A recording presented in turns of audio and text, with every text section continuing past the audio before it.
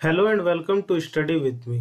आज है 13 जनवरी और आज के सारे इंपॉर्टेंट करंट अफेयर्स को हम लोग एक एक करके देख लेते हैं। आज का जो हमारा पहला टॉपिक है वो है American sanction over North Korea. ठीक है, क्या है न्यूज़ में देख लेते हैं कि recently the US has imposed the first sanction over North Korea's weapon program. North Korea के जो वेपन प्रोग्राम है उसमें फर्स्ट सैंक्शन लगाया है, यूएस ने इसे इम्पोज कर दिया गया following A series of north Korean missiles launches. ठीक है, ये जो सैंक्शन लगा है इसका एम क्या है कि to prevent the advancement of North Korea's program. North Korea का जो प्रोग्राम है उसमें किसी तरह का एडवांसमेंट यानी वो ज़्यादा आगे एडवांस ना कर सके और ज़्यादा अपने टेक्नोलॉजी को इम्प्रूव ना कर सके, इसके लिए सैंक्शन वो लगाया है। And to implied it attempts to proliferate weapons technology, और जो वेपन टेक्नोलॉजी है वो भी उसका ज़्यादा एडवांस ना हो सके, इसलिए वो सैंक्शन यूएस ने नॉर्थ कोरिया पर लगाया है। North Korea is continuing its missile program despite several UN Security Council. UN Security Council के सेवरल डिस्पाइट के बावजूद नॉर्थ कोरिया जो है कंटिन्यूअस मिसाइल प्रोग्राम अपना चला रहा है। Resolution and the international communities call for diplomacy and denuclearisation. और वहीं दूसरी ओर इंटरनेशनल कम्युनिटी जो है वो डिप्लोमेसी करना चाह रही है और डीन्यूक्लियराइजेशन जैसे प्रोग्राम करना चाह रही है। वहीं नॉर्थ कोरिया जो है वो मिसाइल प्रोग्राम अपना चला रहा है। कुछ की पॉइंट्स हम लोग देख लेते हैं कि origin of divide in Korean peninsula क्या है कि प्रेजेंट डे में एक कॉन्फ्लिक्ट है बिटवीन यूएस और नॉर्थ कोरिया के बीच में, एक कोल्ड वार है। ठीक है, यूएसएसआर एंड यूएस के बीच में ट्रेस्ड फ्रॉम, मतलब ये जो ट्रेस्ड है उसके लिए।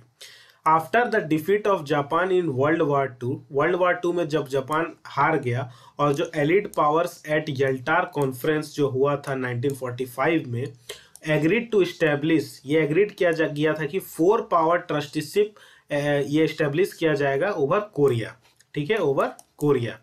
The fear of the spread of communalism, state ownership over economic resources of a country and the mutual distrust between the USSR and US, क्योंकि दो पार्टी ही आई थी सामने, एक यूएसएसआर और एक यूएस, तो दोनों के बीच में एक डिस्ट्रस्ट, म्यूचुअल डिस्ट्रस्ट था दोनों के बीच में, जो कि बाद में जाकर फेल्योर रहा ऑफ द ट्रस्टीशिप प्लान। जो ट्रस्टीशिप प्लान बोला जा रहा था ओवर कोरिया, ये फेल हो गया था। ठीक है, क्योंकि दोनों के बीच में ऑलरेडी डिस्ट्रस्ट बना हुआ था।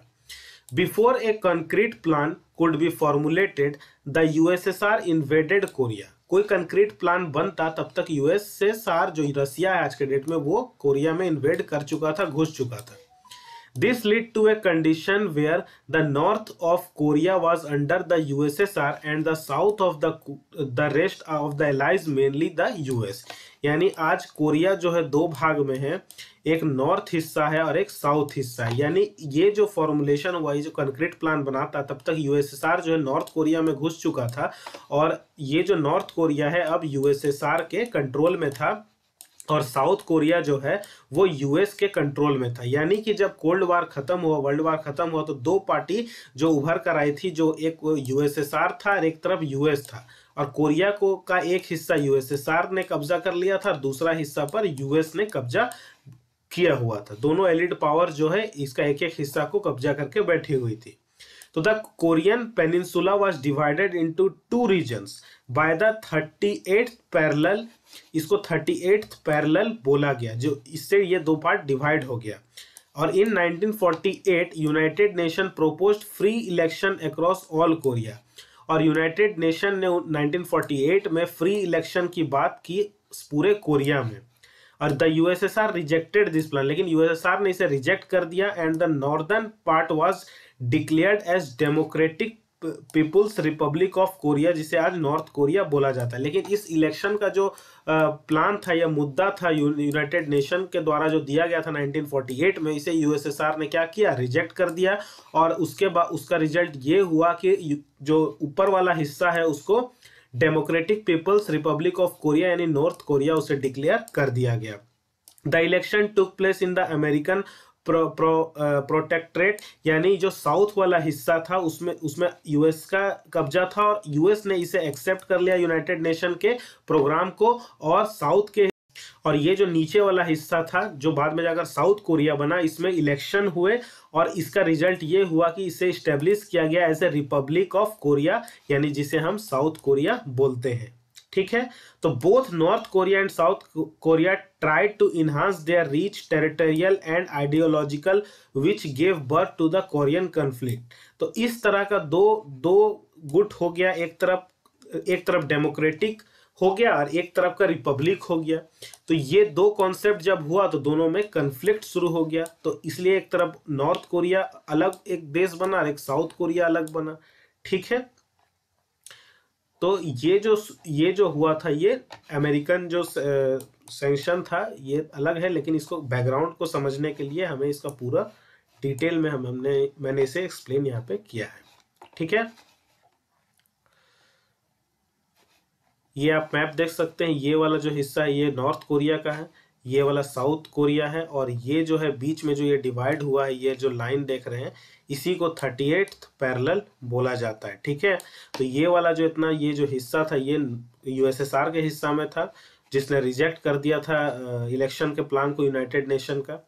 तो ये फिर अपना ये हुआ, ये डेमोक्रेटिक रिपब्लिक हुआ नॉर्थ कोरिया, और यहाँ पे यूएस का था, तो यहाँ पे इसे एक्सेप्ट किया गया और ये रिपब्लिक ऑफ कोरिया बना, जो कि साउथ कोरिया हुआ बाद में जाकर। ठीक है, तो ये आप देख सकते हैं। ठीक है, नेक्स्ट है कि the Korean war. Korean war क्या है कि on 25 June 1950 north Korea backed by the USSR, north Korea जो है यूएसएसआर के ये में चला गया था, launched and attacked on south Korea में अटैक उन्होंने स्टार्ट कर दिया गया था, occupied most of the country को ऑक्यूपाइड किया गया था। इन रेस्पॉन्स यूनाइटेड नेशन ने क्या किया, फोर्स किया by the US retaliated in 1951 the US forces led by Douglas MacArthur cross the 38th parallel and triggered the entry of China in support of North Korea.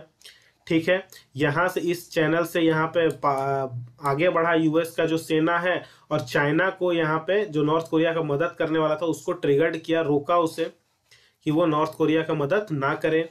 ठीक है, तो to prevent further escalation peace talk began later in 1951। कुछ भी आगे कुछ होता उससे पहले पीस टॉक स्टार्ट हुआ 1951 में। तो India was actively involve in negotiating peace, तो इस पीस में इंडिया भी बहुत हद तक इन्वॉल्व था। तो in the Korean peninsula by engaging all the matter major stakeholders, जो ये एक तरफ यूएस, यूएसएसआर और China. In 1952, the Indian resolution on Korea was adopted. Indian resolution जो दिया गया था इंडिया के द्वारा उसे अडॉप्ट किया गया at the United nation.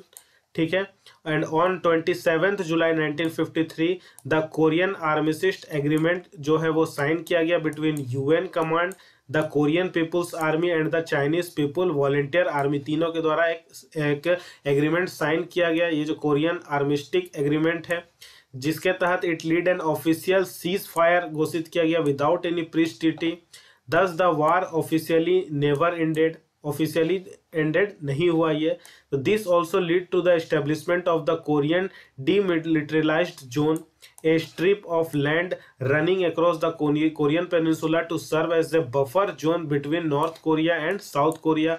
North Korea और साउथ कोरिया के बीच में जो ये पेनिनसुलर एक जगह है, ठीक है, ये वाला, तो ये एक बना हुआ एक जगह है जो कि एक बफर जोन का काम करता है नॉर्थ कोरिया और साउथ कोरिया के बीच में। तो in December 1991 North and South Korea signed a pact agreeing to refrain from aggression. ठीक है, एक पैक्ट साइन होता है। तो नेक्स्ट है कि यूएस नॉर्थ कोरिया कॉन्फ्लिक्ट क्या है।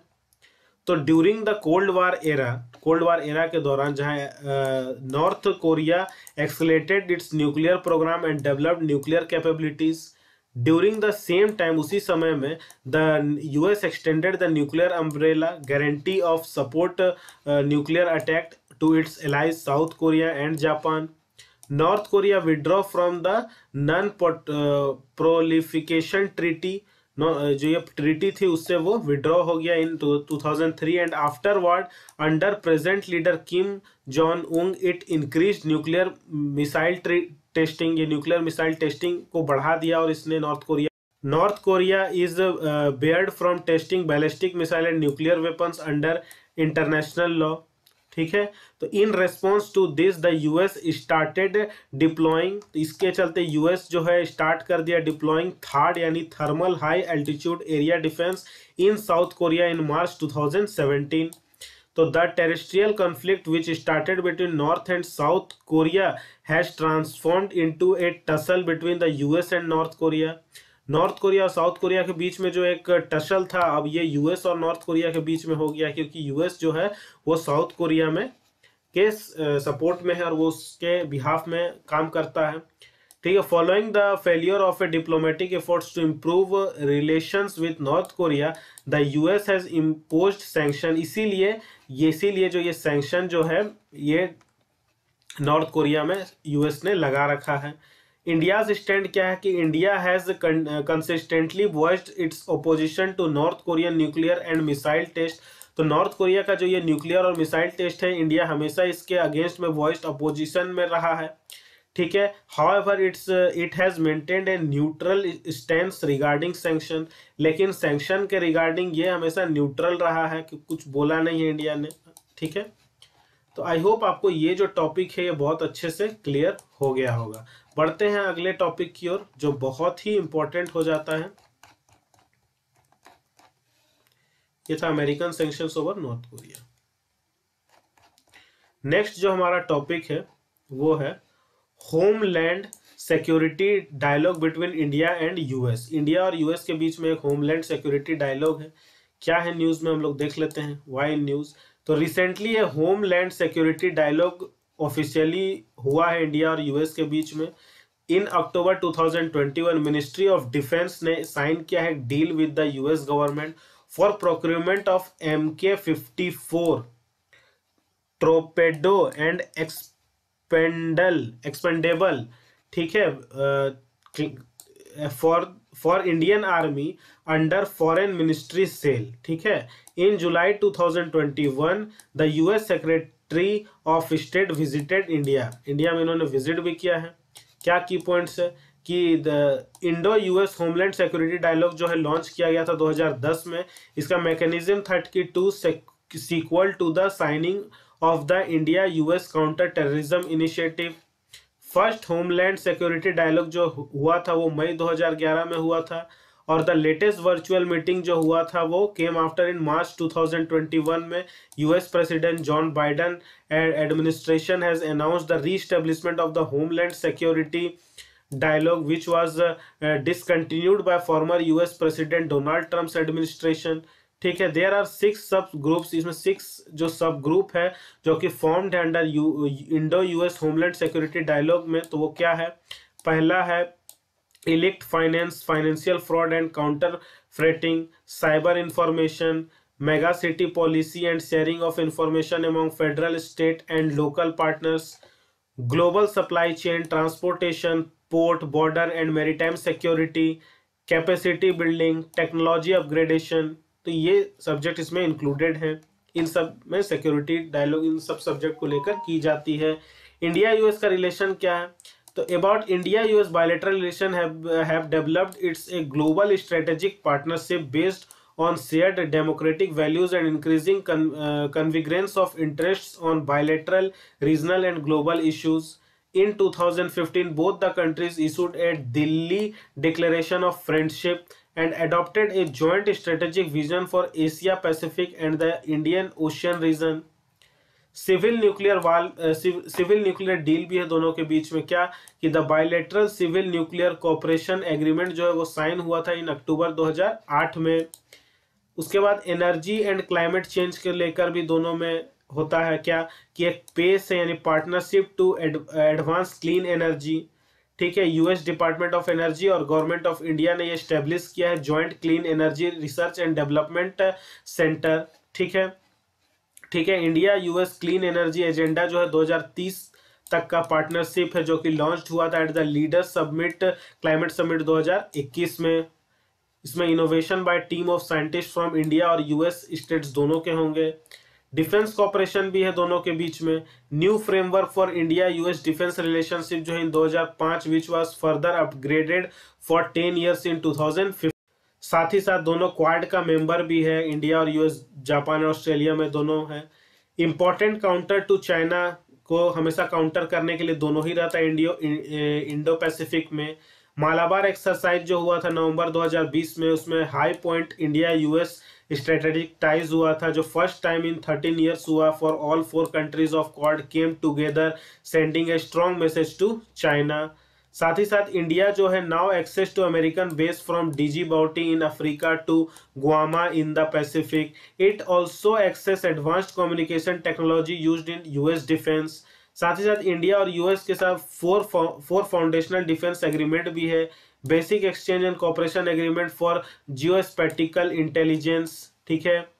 साथ ही साथ general security of military information agreement है, लॉजिस्टिक में एक एग्रीमेंट है, कम्युनिकेशन में एग्रीमेंट है, ठीक है। India US counter terrorism cooperation initiative जो है वो साइन हुआ था 2010 में, ठीक है, for counter terrorism, information sharing and capacity building के लिए। एक टाइगर ट्रम्प करके है जो कि कंडक्ट हुआ था, एक ट्राई सर्विस एक्सरसाइज है जो कि कंडक्ट हुआ था नवंबर 2019 में।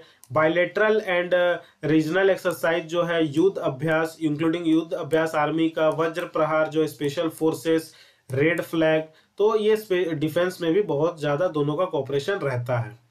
ट्रेड में भी है, ट्रेड में भी है क्या कि US is India second largest trading partner and major designation for India's exports of goods and services. Foreign direct investment India में सेकेंड लार्जेस्ट सोर्स है, ठीक है, into India's during 2020-21. The previous US government ended India's special trade status, GSP withdrawal कर लिया था, and also imposed several bans. India also retained with bans on 28 US products. Current US government जो allow कर रहा है all the bans by previous government to expire.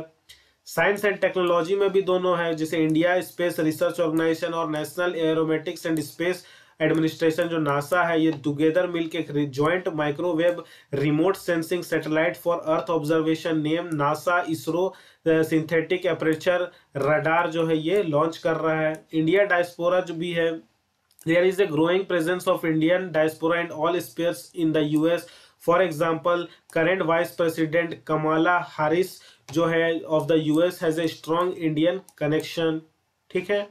कुछ way forward देख ले तो the stage has been set up for transforming India's partnership with the US. Afghanistan remains a key area of continuing concern for both India and the US, and both sides are now looking at the bigger challenges emerging in the Indo-Pacific, driven by the rise and assertion of China. There is a huge potential to boost bilateral trade between the countries, especially on account of increasing anti-China settlement in both the nation. ठीक है, तो I hope आपको ये India US का जो security dialogue है with background आपको बहुत अच्छे से क्लियर हुआ होगा। बढ़ते हैं आज के हमारे नेक्स्ट टॉपिक की ओर, जो बहुत ही इंपॉर्टेंट होने वाला है और बहुत पुराना भी ये सब्जेक्ट रहा है, जो कि है कृष्णा वाटर डिस्प्यूट। क्या है न्यूज़ में, ये क्यों है न्यूज़ में, ये देख लेते हैं। तो रिसेंटली 2 जजेस जो हैं सुप्रीम कोर्ट के, उन्होंने रिक्यूज्ड कर लिया themselves from hearing a matter related to the distribution of Krishna water dispute between Andhra Pradesh, Telangana, Maharashtra और कर्नाटका। इन्होंने रिक्यूज्ड कर दिया कि हम ये जो हियरिंग है जो ये रिलेटेड टू दिस बिटवीन, हम लोग इसको क्या करेंगे, सुनेंगे, ठीक है। They cited the reason that they did not want to be targeted of particularly since the dispute is related to their home state. Supreme court ने इसे सुनने से ही मना कर दिया, रिक्यूज्ड कर दिया, ठीक है, क्योंकि ये आप इस मैटर में वो बोलना ही नहीं चाहते क्योंकि ये होम स्टेट का मामला है। Recusal of judges. It is the act of abstaining from participation in an official action such as legal proceeding due to the conflict of interest of the presiding court official or administrative officer. When there is a conflict of interest, a judge can withdraw from hearing. अगर कोई conflict का मामला हो रहा है तो इसमें जज जो है विड्रॉ कर लेता है, हियरिंग सुनने से ही मना कर देता है। A case to prevent creating a perception that he carried a bias while deciding the case, ठीक है। There is a no formal rules governing recusals, although several Supreme Court judgments have been dealt with the issue. बहुत सारे ऐसे judgements आए हुए हैं इसी case को लेकर, इसीलिए वो अब सुनने से ही मना कर दिया है। In Ranjit Thakur versus Union of India 1987, Supreme Court held that the test of the livelihood of bias is the reasonableness of the appearance in the mind of the party. The judge need to look at the mind of the party before him and decide that he is biased or not. ठीक है, की points क्या है about in 2021 Andhra Pradesh alleged that the Telangana government had deprived it or its legitimate share of water from drinking and irrigation purpose in an unconstitutional and illegal matter. यानी आंध्र प्रदेश ने तेलंगाना पे एलिड लगाया था कि वो जो है वाटर का एक्स्ट्रा ज्यादा शेयर उसके पास है और इसका वो अनकॉन्स्टिट्यूशनल है और ये इलीगल मैटर है। तो the water of Srisailam reservoir which is the main storage of river water between the two state has turned out to be a major warning point. ठीक है, Andhra Pradesh protested against Telangana use of the Srisailam reservoir, ये इसके against water for power generation के लिए वो इस्तेमाल करता है, तो इसके अगेंस्ट भी आंध्र प्रदेश बोलता है। ठीक है, तो the Srisailam reservoir is constructed across the Krishna river in Andhra Pradesh, तो it is located in the Nallamala hills.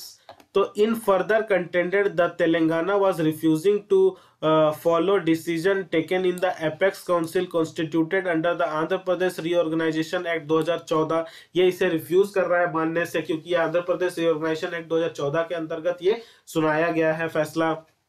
Direction of Krishna river management board जो है वो constituted under this act and direction of the centre.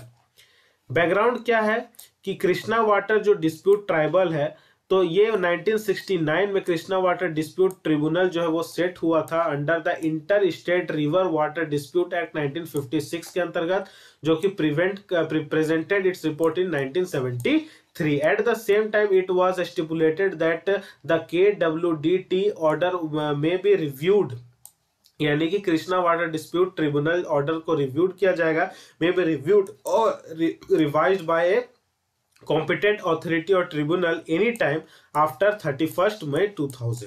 ठीक है, सेकंड जो है कृष्णा वाटर डिस्प्यूट ट्रिब्यूनल का, ये इंस्टीट्यूटेड हुआ था इन 2004 में। इट डिलीवर्ड इट रिपोर्ट 2010 में डिलीवर किया था, which made allocation of the Krishna water at 65% dependability and for surplus flow as follows: 81 TMC for Maharashtra, 177 TMC for Karnataka, 190 TMC for Andhra Pradesh.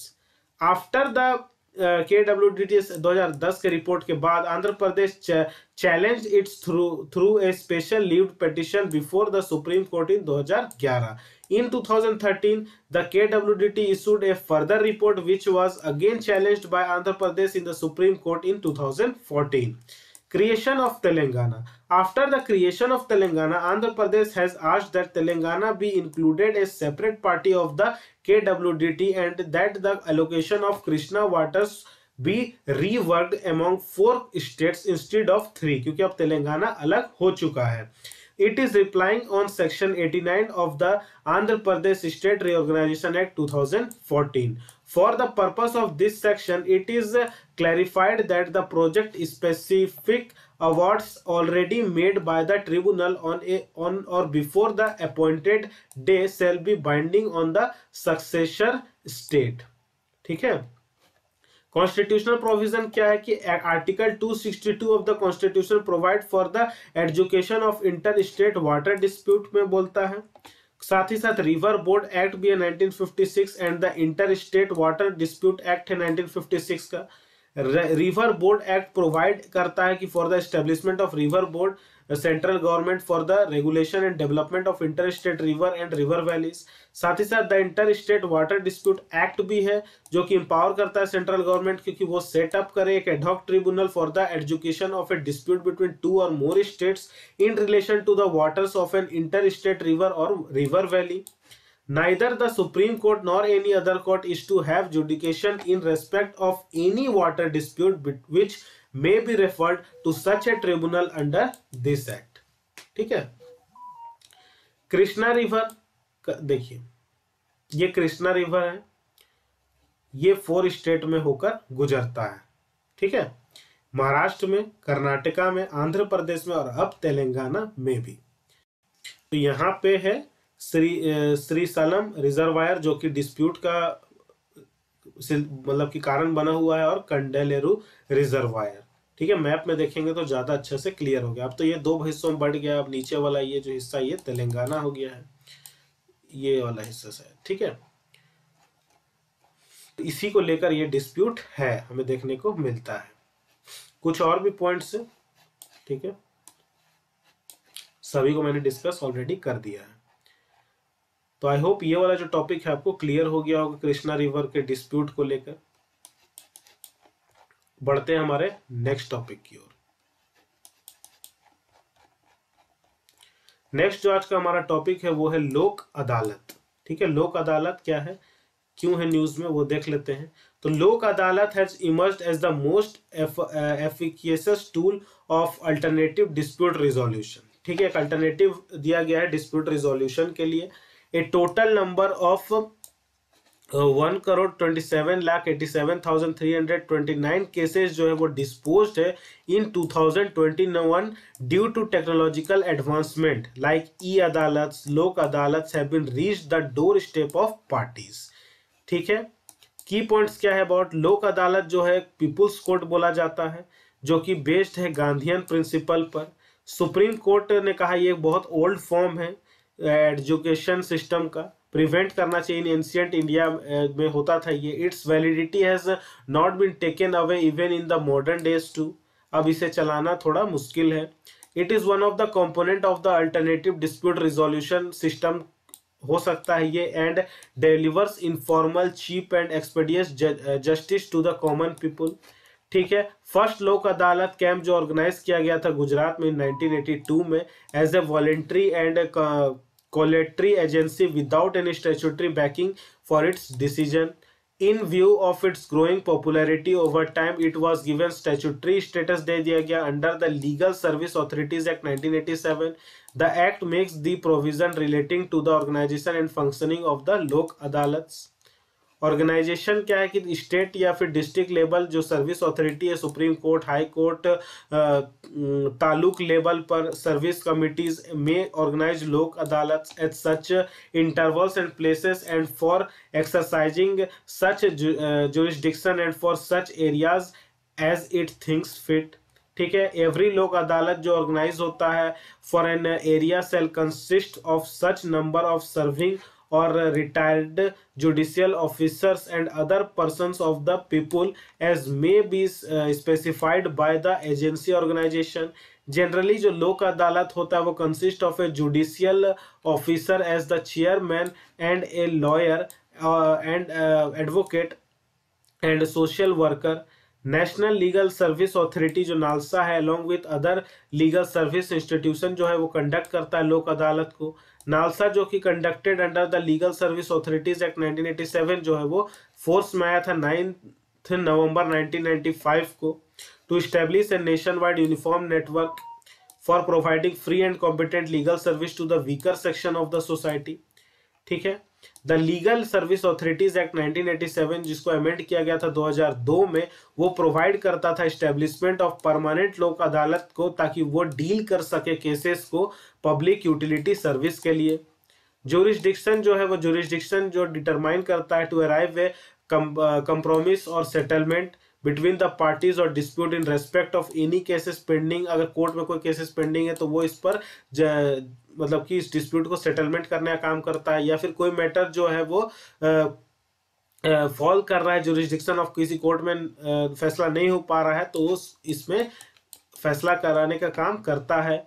कोई भी केस हो जो पेंडिंग होता है वो लोक अदालत में उसे सेटलमेंट करने का प्रयास किया जाता है। लोक अदालत जो है वो या फिर कोर्ट जो सेटिस्फाइड करता है मैटर्स को कैन बी सोल्ड बाय लोक अदालत, ठीक है। Matters can be referred to the Lok Adalat on receipt of an application from any one party to the dispute. दोनों में से कोई पार्टी है जो डिस्प्यूट के मैटर को यहाँ पे लेके जाएगा उसे सॉल्व करने का काम करता है। Are been taken up in Lok Sabha, ठीक है। बैंक जैसे बैंक रिकवरी केसेस हो गया, वुमेन्स कंपटीशन केसेस हो गया, या फिर लेबर डिस्प्यूट हो गया, या फिर लैंड एक्वाजिशन केसेस हो गया, इस तरह के, या क्रिमिनल केसेस हो गया। तो इस तरह के केसेस सॉल्व करने का काम लोक अदालत करता है। ठीक है। पावर क्या क्या है उसके अंतर्गत, क्या क्या वेस्टेड है। तो लोक अदालत के पास सेम पावर जो कि सिविल कोर्ट के पास है, under code of civil procedure 1908 1908। Lok Adalat जो है वो रिक्वेस्टिंग पावर है to specify its own procedure for the determination of any dispute coming before it. All proceeding before a Lok Adalat shall be deemed to be judicial proceedings within the meaning of the Indian Penal Code 1860, and every Lok Adalat shall be deemed to be a civil court for the purpose of the Code of Criminal Procedure 1973. An award of a Lok Adalat shall be deemed to be a decree of a civil court or an order of any other court. ठीक है। Every award made by a Lok Adalat shall be final and binding on all the parties to the dispute. No appeal shall lie to any court against the award of the Lok Adalat. क्या benefit है इसमें कि no court fee, कोई court fee नहीं लगता है, और if court fee is already paid the amount will be refunded. अगर कोई कोर्ट फी दिया भी गया तो उसे रिफंड कर दिया जाता है। If the dispute is settled bye लोक अदालत, अगर सेटल कर दिया गया तो। प्रोसीजुरल फ्लेक्सिबिलिटी एंड स्पीडी ट्रायल होता है इसमें।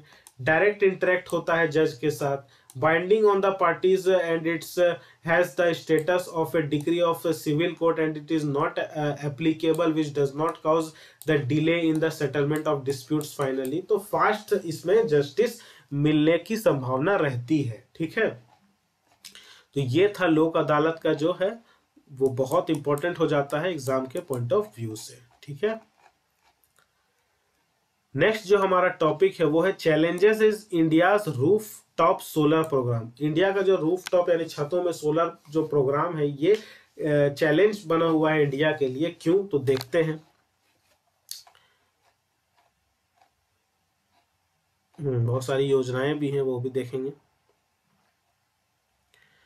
तो क्या है न्यूज में वो देख लेते हैं। तो according to the data available on the website of the union ministry of new and renewable energy, India जो है इंस्टॉल कर रहा है just 6 gigawatt of rooftop solar power by the end of October 2021 under the rooftop solar scheme. जो government की जो agencies है वो पुश कर रही है मेगा प्रोजेक्ट्स जो RTS has continued to remain neglected, जो कि नेग्लेक्ट किया जा रहा है रूफटॉप सोलर प्रोग्राम के तहत। Rooftop solar although utility scale solar has seen tremendous progress with leading players lining up for projects, tariffs spiraling down and government agencies pushing mega project, rooftop solar power has continued to be remained neglected। ठीक है। Rooftop solar क्या है कि rooftop यानी कि photovoltaic system है। ठीक है। has its electricity generating solar panels mounted on the rooftop of a residential or commercial buildings or structure। rooftop mounted system जो है are small compared to ground mounted photovoltaic power station which capacity in the megawatt range। ठीक है। 5 से 20 kilowatt ये generate करता है kilowatt, और commercial building में often reach to 100 mega kilowatt या उससे ज़्यादा भी रीच कर सकता है। ठीक है। रेसिडेंशियल में इतना तक और कमर्शियल में इतना तक ये कर सकता है। की पॉइंट क्या है, तो solar power through the installation of solar panel in the rooftop of the houses, ये ministry of new and renewable energy ने अनाउंस किया था कि इम्प्लीमेंटेशन किया जाना चाहिए phase 2 of the grid connection rooftop solar scheme. इसका एम था कि ये अचीव करेगा final capacity of 40 gigawatt from rooftop solar projects by 2022 के अंत तक। तो 40 गीगावाट गोल है, is a part of the India's ambitious target to achieve 175 gigawatt renewable energy capacity that include 100 gigawatt of solar power by 2022। ठीक है। तो according to a reported जो release किया गया सितंबर 2021 में, लॉकडाउन ने इस रिन्यूएबल एनर्जी के जो इंस्टॉलेशन प्रोग्राम है उसे स्लो हो गया and the pace of such installation is lagging India's 2022 target को भी ये लॉकडाउन के चलते ये फेल होता दिख रहा है। चैलेंजेस क्या है कि फ्लिप फ्लॉप पॉलिसी है। Flip flopping and sudden real और apparent change of policies remained a major hurdle बना हुआ है, ठीक है। इन especially when it came to power distribution companies, discoms. Industry executed point out RTS was yani rooftop solar power was becoming an attractive for several customer segments, which when discoms and state government started tightening regulation for the sector. So India's good and service tax council recently hiked the GST of many components of the solar system to 5 to 12%. ये tax भी बढ़ा दिया गया, इसीलिए भी ये fail होता दिख रहा है। तो it will increase roof top solar powers capacity cost by 4 to 5%, ये कॉस्ट भी बढ़ जाएगा, तो इसके चलते भी ये फेल होता दिख रहा है। कुछ रेगुलेटरी फ्रेमवर्क है, यानी high dependent on the regulatory framework, ठीक है। साथ ही साथ एब्सेंस और withdrawal of state level policy support for the RTS segment and rooftop solar power segment, inconsistent rules on net and growing metering, यानी excludes rooftop solar system above 10 kilowatts from net metering, ठीक है। साथ ही साथ new rules mandate net metering for rooftop solar powers up to 10 kilowatt and gross metering for systems with loads above 10 kilowatt, ठीक है। लो financing, यानी कि nationalised जो कमर्शियल इंस्टीट्यूशन और residential sectors are keen to installed grid connected RTS, यानी rooftop solar जो solar power, यानी commercial institutions and residential sectors are keen to install grid connection rooftop solar power by getting bank loans. The Union Ministry of New and Renewable Energy MNRE has advised banks to give loans for rooftop solar power to subsidized rates. However, nationalized banks hardly offer loans to rooftop solar power, यानी सरकार तो बोल रही है loan देने के लिए इसमें सब्सिडाइज रेट पर, लेकिन बैंक जो नेशनलाइज्ड बैंक है वो बहुत कम ही लोन इन सब चीजों के लिए दे रहा है। Thus, many private players have come into the market that offer loans for rooftop solar power at higher rates like 10 to 12%. तो ये सब भी बहुत सारे कारण हैं जो स्कीम है जो ये फेल होने का, ठीक है। Schemes for promoting solar power, बहुत सारे स्कीम चलाए गए हैं इसको प्रमोट करने के लिए, जैसे किसान ऊर्जा सुरक्षा एवं उत्थान महाभियान, ठीक है। Scheme for development of ultra mega renewable energy power parks, national wind solar hybrid policy, Atal Jyoti Yojana, international solar alliance, one sun one world one grid, ठीक है, नेशनल सोलर मिशन। इस तरह से बहुत सारे प्रोग्राम चलाए गए हैं, लेकिन उसके बावजूद ये कंप्लीट होता नहीं दिख रहा है। कारण बहुत सारे हैं, जैसे एक तो लॉकडाउन कारण हो गया है, सेकंड फाइनेंसिंग ठीक तरीके से नहीं मिल रही है, सेकंड है कि जीएसटी में जो रेट है वो बढ़ जाने का कारण है, जो इसके प्रोडक्ट्स है वो महंगे आ रहे हैं। तो ये बहुत सारे कारण बन रहे हैं जो कि इस प्रोग्राम को फेल होता हुआ दिख रहा है हमें, ठीक है। तो आई होप आपको ये क्लियर हुआ होगा ये टॉपिक कि क्या क्या चैलेंजेस फेस करने पड़ रहे हैं इस प्रोग्राम को, ठीक है, और ये फेल क्यों हो रहा है, ठीक है। तो ये भी बहुत इंपॉर्टेंट हो जाता है हमारे एग्जाम के पॉइंट ऑफ व्यू से। ये सब कुछ टॉपिक है जो थोड़ा सा लेंदी है और आपको बोरिंग भी लग सकता है, लेकिन ये एग्जाम के पॉइंट ऑफ व्यू से बहुत ज्यादा इंपॉर्टेंट हो जाता है। तो आइए बढ़ते हैं हमारे नेक्स्ट टॉपिक की ओर, जो कि है ग्लोबल रिस्क रिपोर्ट 2022, ठीक है। ग्लोबल रिस्क रिपोर्ट 2022 क्या है, क्यों है न्यूज में, वो हम देख लेते हैं। तो ग्लोबल रिस्क रिपोर्ट 2022 जो है वो एक एनुअल रिपोर्ट है जो कि रिलीज किया जाता है वर्ल्ड इकोनॉमिक फोरम के द्वारा। It tracks global risk perception among risk experts and world leaders in business, government and civil society में क्या क्या रिस्क हो सकता है, ठीक है। तो इसमें 5 कैटेगरीज दी गई है, economic, environmental, geopolitical, societal and technological, ठीक है, सोसाइटल एंड टेक्नोलॉजिकल। तो top 10 global risk by severity over the next 10 year. क्या हो सकता है? तो पहले में क्लाइमेट एक्शन फेलियर बोल रहा है, ये रिस्क हो सकता है। सेकेंड में एक्सट्रीम वेदर, थर्ड में बायोडाइवर्सिटी लॉस, फोर्थ में social cohesion erosion, livelihood crisis, infectious diseases जो कि हम देखने को मिल ही रहा है, human environmental damage, natural resource crisis, depth crisis, geo economic confrontation. तो ये 10 ग्लोबल रिस्क आपको देखने को मिल सकते हैं अगले ओवर नेक्स्ट 10 ईयर्स। ये ग्लोबल रिस्क रिपोर्ट 2022 के अनुसार ये बोला जा रहा है, जो कि वर्ल्ड इकोनॉमिक फोरम के द्वारा रिलीज किया जाता है। ठीक है, ये आप नोट भी कर सकते हैं। ठीक है, की पॉइंट्स क्या क्या है? तो इम्पैक्ट ऑफ कोविड-19 जो सबसे ज्यादा रहा है।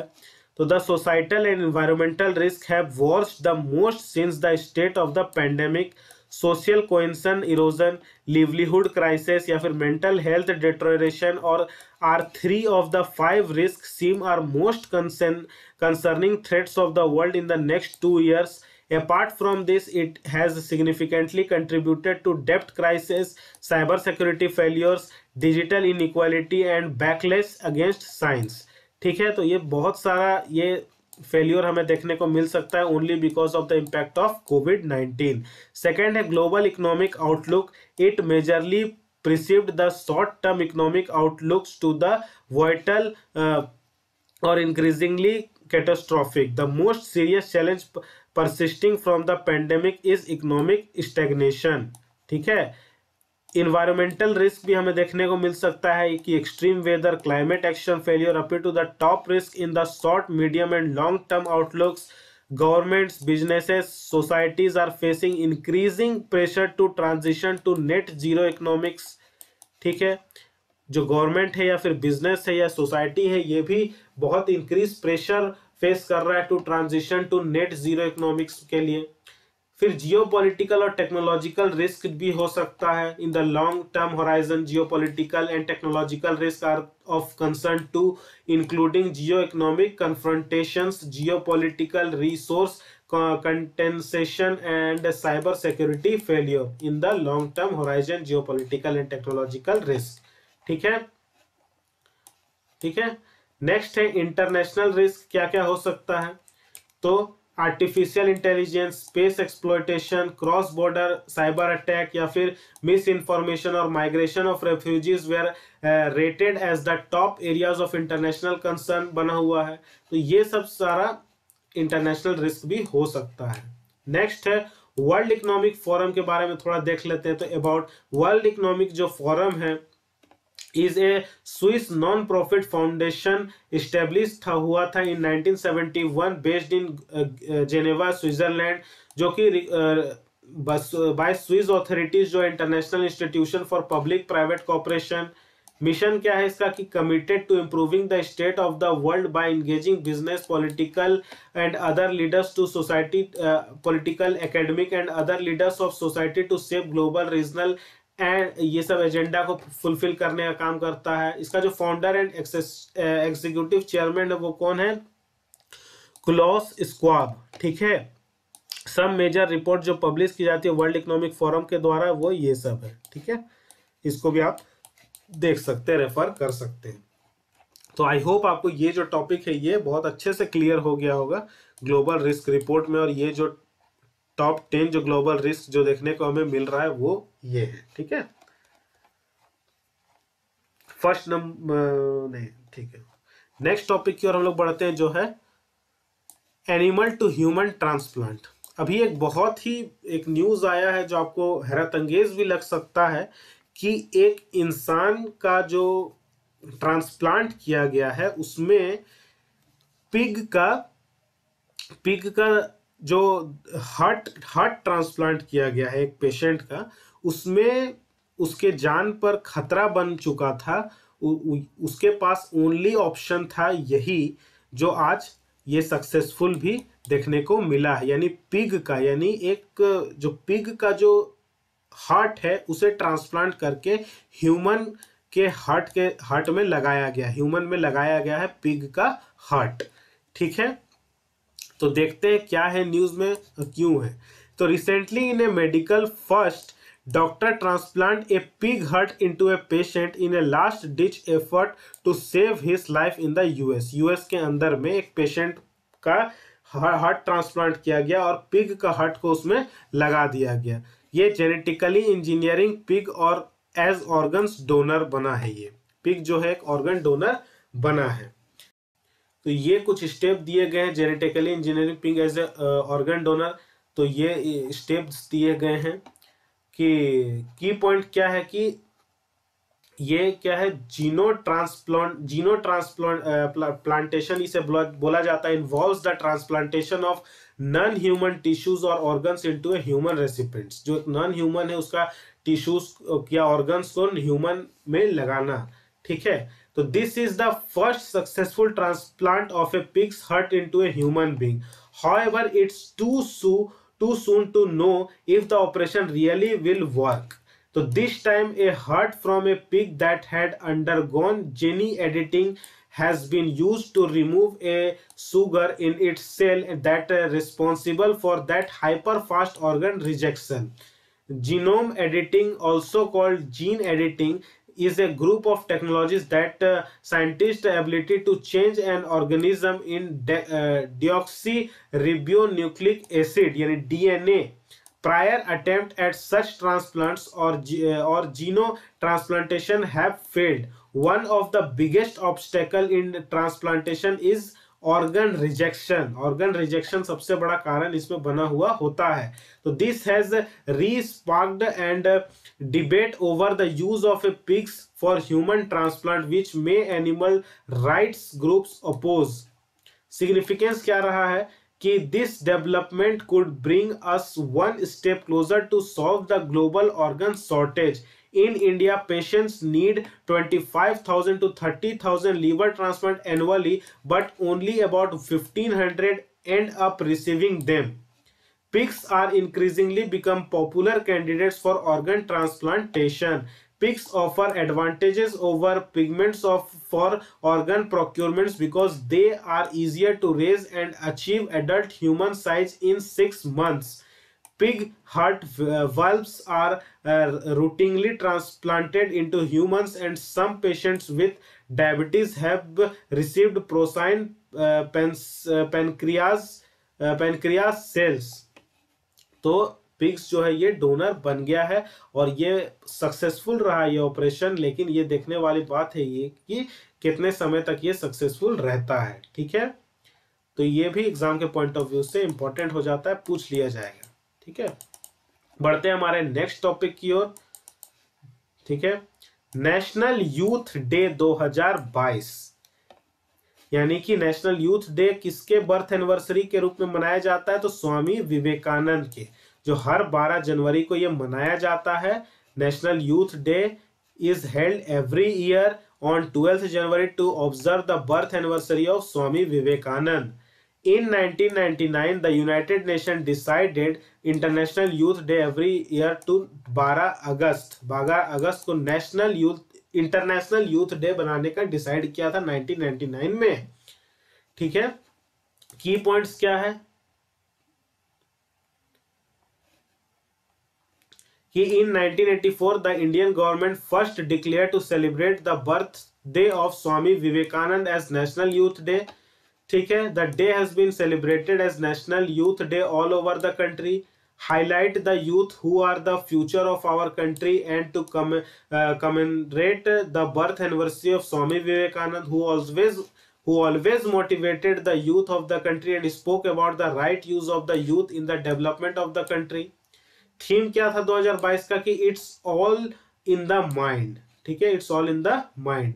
25th नेशनल यूथ फेस्टिवल जो है वो प्राइम मिनिस्टर ने इनोग्रेट किया। The prime minister inaugurated the 25th national youth festival which is a 5-day festival. The main purpose to celebrate the festival is to increase bonding between the diverse culture of the country to strengthen the unity of the nation. The festival is organised by national service scheme and Nehru Yuva Kendra Sangathan under the aegis of ministry of youth affairs and sports. Related initiatives भी कुछ रखे गए थे इसके, वो भी आप देख सकते हैं। कुछ स्वामी विवेकानंद के बारे में बता दूं कि स्वामी विवेकानंद जो है वो बॉर्न हुए थे, उनका जन्म हुआ था नरेंद्र नाथ दत्ता ऑन 12 जनवरी 1863। ठीक है। Introduce the world to the Indian philosophies of Vedanta and yoga, इनके बारे में दुनिया को बताया था इन्होंने। He was the chief discipline of the 19th century mystic Ramakrishna Paramhans। ठीक है। laid the greatest emphasis on education for the regeneration of our motherland। ठीक है। he advocated a man making character building education। इन्होंने establish किया था Ramakrishna mission को 1897 में। ठीक है। जिस it is organisation who works in the area of value based education, culture, health, women's empowerment, youth and tribal welfare and relief and rehabilitation. उनका died हुआ था बेलूर मठ में 1902 में। बेलूर मठ जो कि लोकेटेड है वेस्ट बंगाल में। इसका हेडक्वार्टर जो है रामकृष्ण मठ एंड रामकृष्ण मिशन है। ठीक है। तो आई होप ये जो डे है ये बहुत इंपॉर्टेंट है और आप इसे याद रखेंगे। बढ़ते हैं हमारे नेक्स्ट टॉपिक की ओर, जो कि है advance version of BrahMos. Advance version of BrahMos. तो रिसेंटली क्या है न्यूज में देख लेते हैं कि recently N extended range C2C variant of the BrahMos supersonic cruise missile को टेस्ट किया गया, फायर्ड किया गया from stealth guided missile, destroy किया गया INS विशाखापट्टनम में। BrahMos is a joint collaboration between India and Russia. कुछ की पॉइंट्स है वो देख लेते हैं अबाउट एडवांस वेरिएंट का क्या है कि ब्रह्मोस मिसाइल जो है initially developed with a range जो कि जिसका 290 किलोमीटर रेंज था। The range of the missile was originally 290 kilometre पर obligation of the missile technology control regime. However, India's entry into the MTCR club in June 2016 में the range is planned to be extended to 450 kilometre and to 600 kilometre at later stage। ठीक है। इतना से इतना बढ़ाया जाएगा इसे। ब्रह्मोस का क्या है कि ये ब्रह्मोस एक जॉइंट वेंचर है इंडिया और रशिया के बीच में। ठीक है। ब्रह्मोस जो है वो नाम दिया गया था ब्रह्मपुत्रा और मोस्कभा, यानी ब्रह्मपुत्रा जो है इंडिया का रिवर है और मोस्कभा रसिया का रिवर है, दोनों को मिलाकर ब्रह्मोस नाम रखा गया था। It is a two stage missile है। ठीक है। 2 स्टेज मिसाइल है ये। Multi solid propellant engine in the first stage and liquid ramjet in the second. ठीक है। It is a multi platform missile, that is it can be launched from land, air and sea and multi capability missile with pinpoint accuracy that works in both day and night irrespective of the weather condition. It operates on the fire and forgets principle, that is it does not require further guidance after launch. BrahMos is one of the fastest cruise missile currently operationally deployed with speed of Mach 2.8 which is nearly 3 times more than the speed of sound. About INS Visakhapatnam, so it is the first ship of the 4 state-of-the-art stealth guided missile destroyers developed under Project 15B, other 3 ships of 15B. Second ship of P-15B Mormungo was launched in 2016 being redired for harbor trials. Third ship जो है Imphal was launched in 2019. Fourth ship जो है वो सूरत is under block erection with is launched within the current financial year 2022. The guided missile जो destroyed of project 15B P-15B are under construction at Mejamgaon Dock Shipbuilders Limited Mumbai। ठीक है। Missile technology control regime क्या है, तो ये एक informal और voluntary partnership है 35 कंट्रीज के बीच में। मिसाइल टेक्नोलॉजी कंट्रोल रेजिम क्या है, ये एक इनफॉर्मल और वॉलंटरी पार्टनरशिप है 35 कंट्रीज के बीच में। कैपेबल है ये कि 500 की जो किलो से ज़्यादा का पेलोड और मोर देन 300 किलोमीटर का ये रेंज कर सकता है। UAV system that are controlled by the MTCR to non-members conscious of all the members, ठीक है, जिसको इस्टेब्लिश किया गया था इन अप्रैल 1987 बाय G7 कंट्रीज। G7 में कौन कंट्रीज में कौन कौन है? USA, UK, France, Germany, Canada, Italy and Japan. In 1992, the focus of the regime extended to on the proliferation of missiles for the delivery of all types of weapons of mass destruction, that is nuclear, chemical and biological weapons, ठीक है।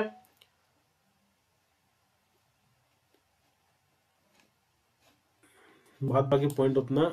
और India जो है, इसको याद रखना, India जो है was inducted into the missile technology control regime 2016 as the 35th member. सबसे लास्ट मेंबर इंडिया ही है, 2016 में ये बना था।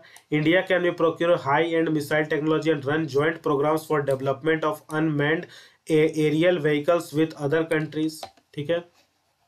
तो आई होप ये जो टॉपिक है आपको क्लियर हुआ होगा ब्रह्मोस का, बहुत ही इंपॉर्टेंट है एग्जाम के पॉइंट ऑफ व्यू से। बढ़ते हैं हमारे अगले टॉपिक की ओर, जो कि आज का हमारा लास्ट टॉपिक है, Henley passport index 2022।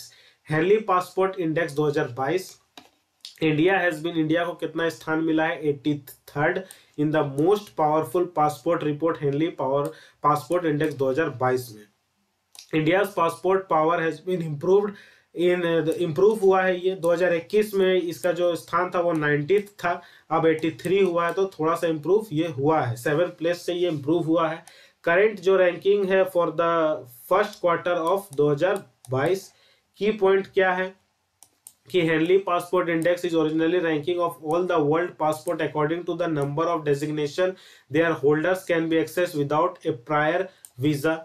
Originally created by Dr. Christian H. Kellin, chairman of Henley and Partners, the ranking is based on executive data from International Air Transport Association, which maintain the world's largest and most accurate database of travel information.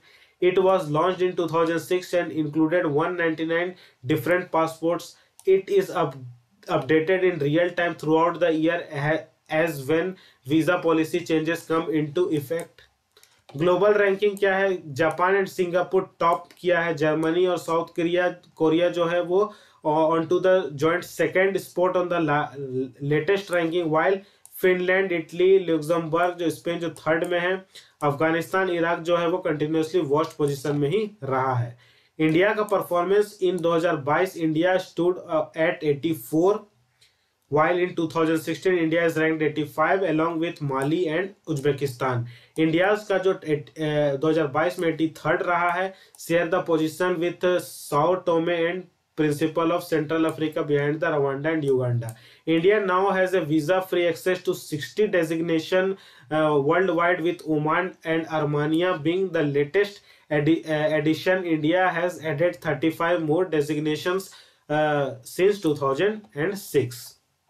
तो I hope आपको ये वाला topic भी समझ में आ गया होगा, clear हो गया होगा। इंडिया का जो रैंक है 83 है 2022 हेनली पासपोर्ट इंडेक्स में। तो आई होप आज का जो करंट अफेयर्स का वीडियो है आपको पसंद आया होगा, सारे टॉपिक्स आपको क्लियर हो गए होंगे। तो अगर वीडियो आपको पसंद आता है तो इस चैनल को, इस वीडियो को ज़्यादा से ज़्यादा शेयर करें, चैनल को सब्सक्राइब करें, सब्सक्राइब करने के साथ साथ बेल आइकन को दबाएं और वीडियो को लाइक भी करें। तो मिलता हूं आपसे नेक्स्ट लेक्चर में, तब तक के लिए जय